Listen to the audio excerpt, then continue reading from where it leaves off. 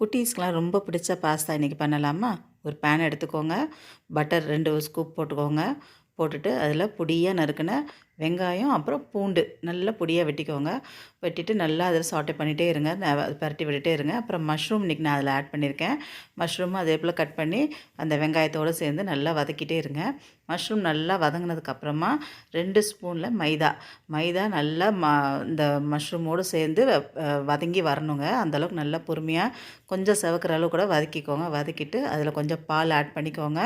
ஒரு 1/2 டம்ளர்லேருந்து 3/4 டம்ளர் பால் ஆட் பண்ணிவிட்டு இதுக்கு தேவையான அளவுக்கு உப்பு ஆட் பண்ணிவிட்டு கொஞ்சம் கொதிக்க விடுங்க. நல்லா பெரட்டி விடுங்க. சைடெல்லாம் இல்லைனா கட்டியாயிரும். நான் இதில் 2 ஸ்பூன் பார்மெசன் சீஸ் ஆட் பண்ணேன்.